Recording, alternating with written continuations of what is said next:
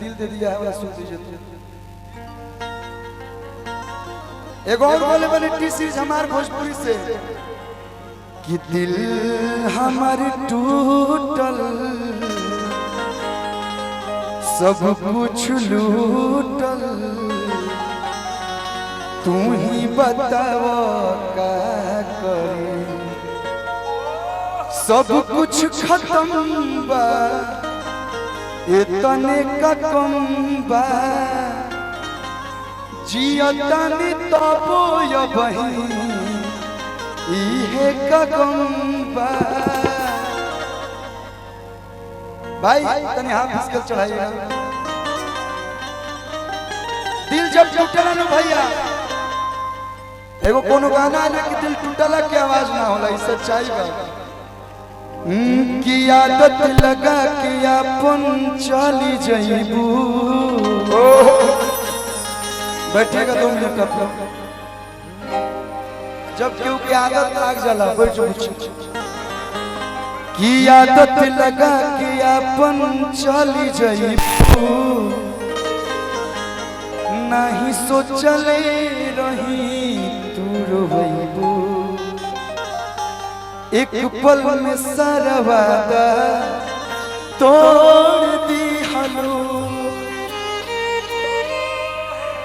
पागल नियन बना के छोड़ दी हलो अकेल के चलू। लड़कियों को तकलीफ नहीं होता है, लड़के रोते नहीं है तो क्या उनको तकलीफ नहीं होती है क्या? लड़का रोवेला सना भैया, लड़का अंदर अंदर घुटला से। समाज के नियम बा कि लड़कों को रोना नहीं चाहिए। क्यों? लड़कों के पास दिल नहीं होता है क्या? हम लोग दिखाते नहीं हैं। अकेल के गईलू निक बड़ा कईलू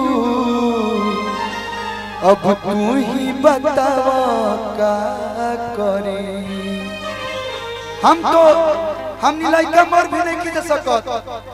जब जाइला से लड़का कहला से कि मर जो जाइला लोग तो माई बाबू के चेहरा सामने आ जाला कि ऐसन भी रहे कौन मजबूरी हमसे इतना बना लिहल दूरी। अरे अब इतना दर्द अकेल के गईलू निक बड़ा कईलू तू ही बताव का करी। तो दिल हमार टूटल सब कुछ लूटल तू ही बताव का करी सब कुछ खत्म बा इतने का कम बा जियतानी तबो या बही इहे का कम बा। एगो कैसे हम बोले बानी कि 2 दिन खुशी के बदले पूरा जीवन रोवा देले से करा माई के गोल लगो। एगो और बोल रही सैड सॉन्ग कि मर के भी नहीं खत्म साथ होई कबर पर भी यही बूता मुलाकात होई। भाई रे हम इतना गाना ना गाए लेकिन आज आवता तब मिटा अब ज्यादा सर सर न गए रोई पर लगा ई प्यार काहे परसो के पाइल रहे भुला गइल वैसे जैसे